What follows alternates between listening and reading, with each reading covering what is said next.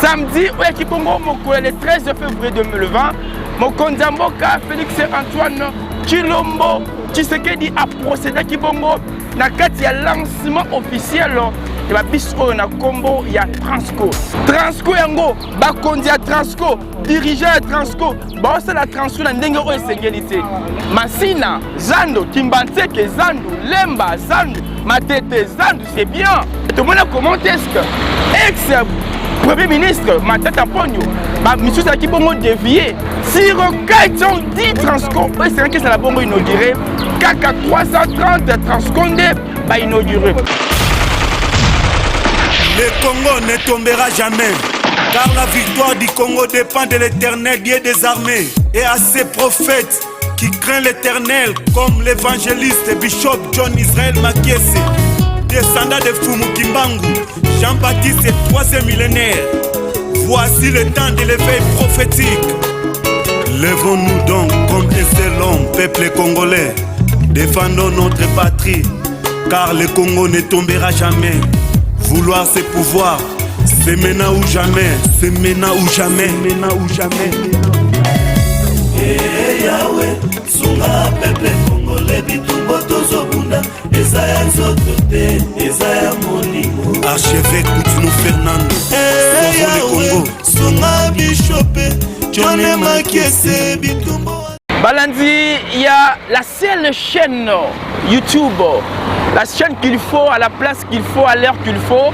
Votre chaîne dans le Congo ne tombera jamais, est toujours là pour vous servir dans les détails. Olingi Olanda, actualité politique, il y a chaîne Abino, le Congo ne tombera jamais. Alors n'hésitez pas, Kotaka Kana YouTube au commis les Congo. Mais Keba, Congo n'a pas Congo Yaka, veut dire Congo y a authenticité. Donc, Bandina Ka, les Congo. Espace ne tombera et jamais espace TV au Congo la Bongo.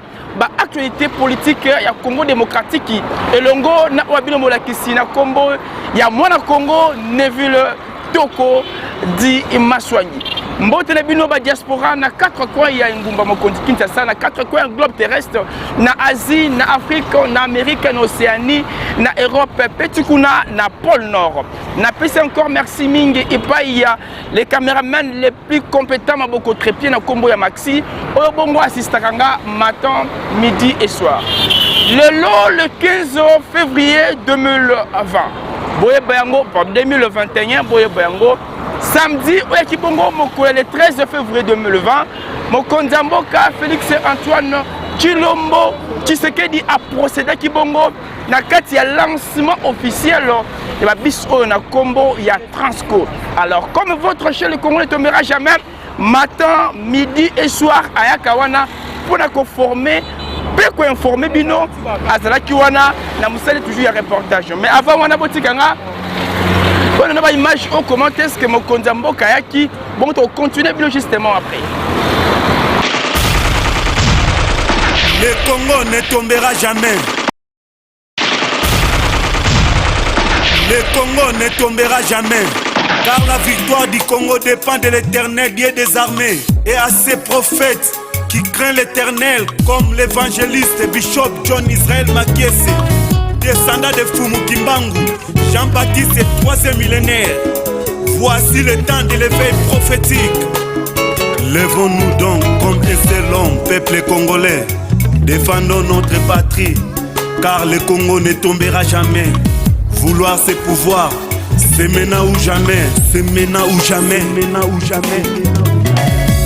Eh Yahweh, sunga peuple congolais bitumbo tozobunda, ezaya nzotote, ezaya molimo. Archevêque Koutinou Fernando. Eh Yahweh, sunga bishope, John Makiese. Le Congo dépend de l'Éternel, Dieu des armées, et à ses prophètes qui craignent l'Éternel, comme l'évangéliste Bishop John Israel Makiese, descendant de Fumu Kimbangu, Jean-Baptiste est 3e millénaire.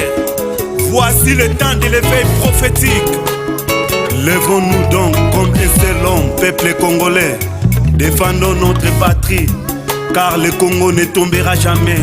Vouloir ses pouvoirs, c'est maintenant ou jamais, c'est maintenant ou jamais, maintenant ou jamais. Eh Yahweh, sunga peuple congolais bitumbo tozobunda, ezaya nzotote, ezaya molimo. avec Koutounou Fernando. Yahweh, Songa Bishopé, Johnny Makiese, Bitumbo. Car la victoire du Congo dépend de l'Éternel, Dieu des armées, et à ses prophètes qui craignent l'Éternel, comme l'évangéliste et bishop John Israël Makiese, descendant de Fumu Kimbangu, Jean-Baptiste et 3e millénaire. Voici le temps de l'éveil prophétique. Lèvons-nous donc comme un seul homme, peuple congolais. Défendons notre patrie, car le Congo ne tombera jamais. Vouloir ses pouvoirs, c'est maintenant ou jamais, c'est maintenant ou jamais, maintenant ou jamais. Eh Yahweh, Songa peuple congolais, Bitumbo Tozobunda, Le Congo ne tombera jamais. Congo Diantotila, le Congo ne tombera jamais. Moi, le Congo ne veut le toko. Alors, ben idéologie moko, il y a Koya, et ce qu'il y a pour mes alliés, comme bon liboso, il y a population. Avant tout, un grand merci. Et pas il y a Bandimonen, il y a le Congo ne tombera jamais.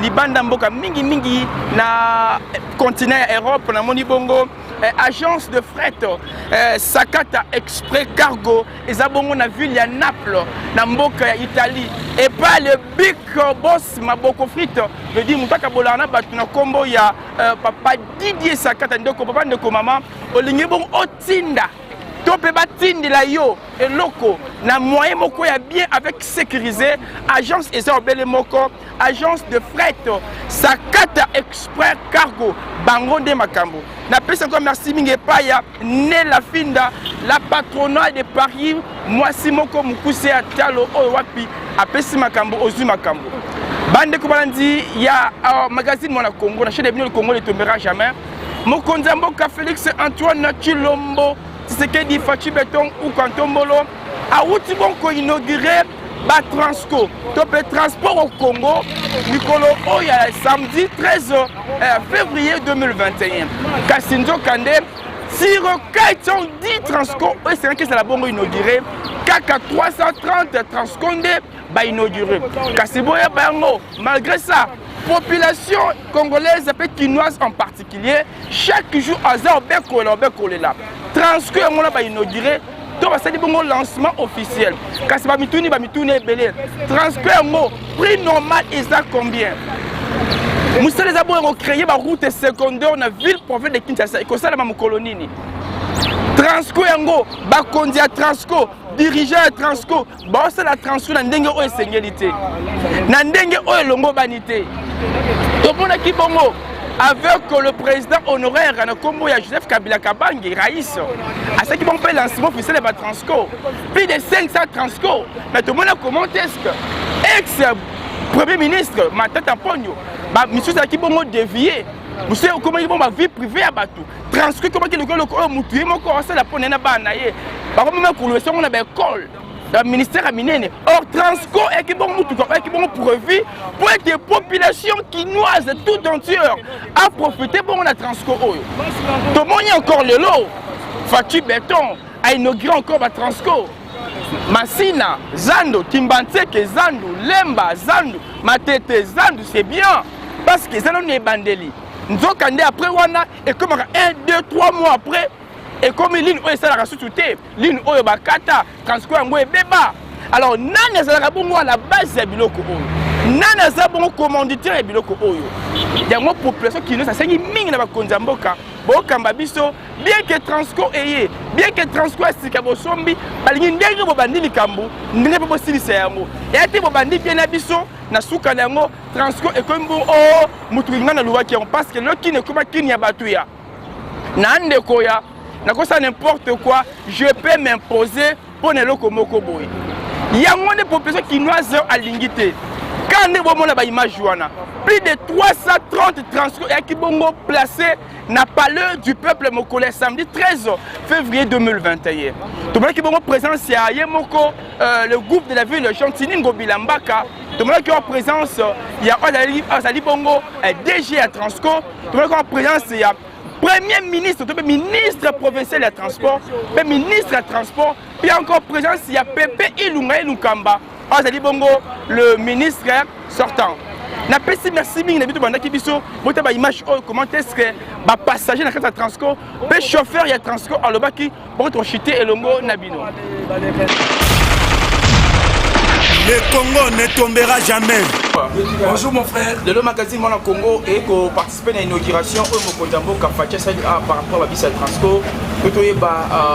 Impression par rapport à l'inauguration. Merci beaucoup des co-journalistes. Nous avons Essengo Makasi vraiment une initiative du chef de l'État. Il y a doté 440 bus dans la société où ils ont déjà dans ma belé. En tout cas, nous avons merci Makasi et nous demandons à agent Transco que nous sommes ainsi qu'aux dirigeants Transco, tous vraiment Moussala on a valeur Makasi, tous servir le peuple parce qu'ils ont fait partie de la sociale où il y a le peuple vraiment. Et le qu'on a beaucoup le monsieur. De mon ami, le chauffeur est bien sur la Transco parce que la Bamouni va créer dans la l'équipe en tout cas, tous ont vraiment conscience professionnelle et zonga sur tout le plan. Ils n'ont pas chauffeur, ils n'ont pas percepteur, ils n'ont pas contrôleur, voire les régulateurs. Tous nous sommes travailler dans les réseau. Tous ont sa conscience. Moussala Tozanango, ils allaient servir population.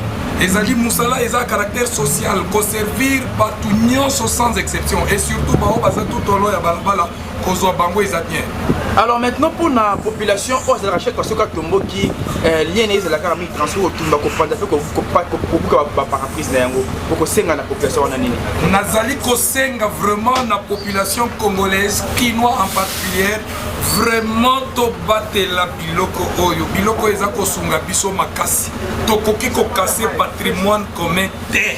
En aucun jour tokoki ko bambali bangate parce que ezali eloko ezosunga biso na ba distance ya mulai makasi na 500 francs ya pamba tozo senga bango pa yamba biso oyo ezali ya biso peuple ezali pona population tomonaka bakonzi bakotaka na babis oyo te il faut to batelango malamu totika biloko oyo ya kobebisa kopanza ezali kozongisa mboka sima ezali pe konyokola bato kaka parce que soki tolobi to banda kozwa ba 207 bayas bamatisaka transport mais eloko oyo eza eloko ya motuya ya valeur ya mbongo ebele esengeli kaka tobatelango en bon père de famille. Alors pour la mokonza mboka okosenga na bati encore nini na ministère ya transport na ministère ya transport tokosenga mokonzi ya mboka atia nanu d'abord bato oyo bakobanda kolandela musala oyo nyonso en tant que ministère wana ezali ministère ya tutelle acha batu oyo bakobanda kosala suivi ya musala ndenge eza kosalema.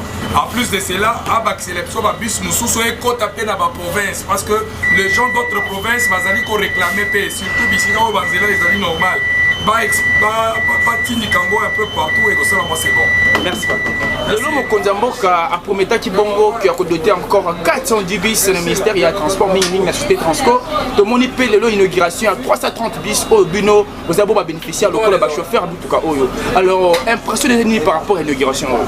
En tout cas nazali na ese makasi nazali premier chauffeur ya la société la première promotion. Mais pour on a que non tozi ba bisi ya sika na motema malamu mokonza mboka na pesi bongo na kasi place ya zali nzambe baki en tout cas esengiza makasi mais mateke na okoza bisi ya sika menagerie to mona ka bongo population soka siliki mission ezalaka mingi na transport et Transco oyo so même na mbongo à l'état. Alors bien que ba chauffeur to ba mona ka boko tumba ko pande ça bien pour la population en tout cas epesa ka biso passe moni ba biso yo ezala même matin mwana mokonzi mboka ezala mwana ministre ezala mwana député akotela ko matawa biso peuple nde tozo souffrir makasi tele so to bebisi loko tant tozo tumba yango biso monde tozo metya na place na passe siko na minute oyo yango oyo ya liboso yango nyonso to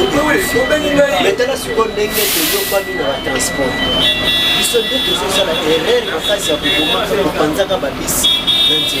Comment on a ba bis oyo bani kokumba liboso ya Transco na o différence eza nini? En tout cas ezaka ka ndenge moko différent pourquoi ezati po na yebi Volvo na banda na Gisa na yebi na kumba bis ya Gisa série ya Kabla de Père babusaka bavovo na banda nango nayebi makasi ya vovo. Alors maintenant pour le directeur général Nabino ya Transco aussi on a bakisa encore makasi pour na PC merci. Donc toza na DG moko aza très fort. En tout cas za makasi. Place ya zali nzamba bakisa susu ebele susu koleka oyo oyasa. Merci. Merci. Le Congo ne tombera jamais. Merci Mingina, le grand caméraman, le grand monteur Maxime Mampunga Babi, ceux qui a sali tenir la Kosala. Toi bongo na commune ya Matete, précisément na pont ya Matete, place où tu choisir le lot, pour informer bino les informations na biso vrai et fiable. Avant tout, on a passé encore un grand merci et pas il y a le président correct du pastorat, le docteur Lévi Walelu Johnson, papa moko très chouette, papa moko kitoko wapi. Merci encore na maman Marie-Hélène qui Babou, maman oyo asola bona batu, l'étoile influente du matin, topé une étoile brillante, maman qui Babou, Nzambe apambola yo. Oui, ben on ne comprend pas comment votre chant le Congo ne tombera jamais. À cause de la que Congo oyo yanfumu kimbangu Congo diantotila ekuyate Congo oyo kimbangu côté le bongo boloko ekuyate Congo oyo Mary Patrice Lumumba abunda pona lipanda ekuyate mais pour ekuyate il faut yo nangai to sangisa bongo ba idéologie pour Congo oyo et batelikolo même idéologie oboye bango raison pour laquelle le vrai Congolais vivant en étranger le diaspora complet papa Aigle Fatu Béton et le ngoboye bango dans les prophètes papa Nabiso John Matisse l'immortel on a bien bongo Wabishima topé Wabikamwa a créé Kibongo sous l'inspiration chez on a Komboya le Congo ne tombera jamais parce que chaque Congolais a l'ingibongo a contribué na épanouissement toi l'ingibongo a contribué pour mboka au Congo koyate au bengi au passé bongo na émission na pesi merci mingi na ba otu bandaki biso quand bomo na bongo to beta ki bongo masolo ya Transco na ba détail transport congolais est comme problème ya quand là o ba 16h 17h au mona kifukutu kafumba et pesia liboke batu ba oleka pona okene changu nzokande ba transport eza vraiment ébélé na pesi merci mingi à mon cordon le cordon Giresse merci mingi à Dorcas Ngoma Lipa Moto merci na Ameka Bonjiska merci na Héritier Waka merci mingi à mon patron le big boss l'homme sympa l'homme charismatique le prophète John Makese l'immortel Wabishima Wabikamwa merci na Nela Finda le Nela Finda de Paris Moukousse Ata le moins si ambigi pour soit bitaba solara bien parler à bon la batu merci mingi na agence de frais à 4 à cargo Olingi Otinda Tope Otinda la Mutubiloko avec un pacte de sécurité contactez bongo Sakata Express to Sakata fret cargo et ça bon on a ville ya Naples et pas les big boss Didier Mutumoko bien Sakata à cela bon la petite le quoi biso ne vite redimension tokutani bongo des informations et je ne biso bye et à la prochaine. Le Congo ne tombera jamais, car la victoire du Congo dépend de l'Éternel, Dieu des armées, et à ses prophètes qui craignent l'Éternel, comme l'évangéliste Bishop John Israel Makiese, descendant de Fumu Kimbangu, Jean-Baptiste et 3e millénaire. Voici le temps de l'éveil prophétique. Lèvons-nous donc comme un seul homme, peuple congolais, défendons notre patrie, car le Congo ne tombera jamais. Vouloir c'est pouvoir, c'est maintenant ou jamais, c'est maintenant ou jamais, maintenant ou jamais. Eh Yahweh, sunga peuple congolais bitumbo tozobunda, ezaya nzotote, ezaya molimo. Archevêque Koutounou Fernando, Eh Yahweh, sunga Bishop John Makiese bitumbo.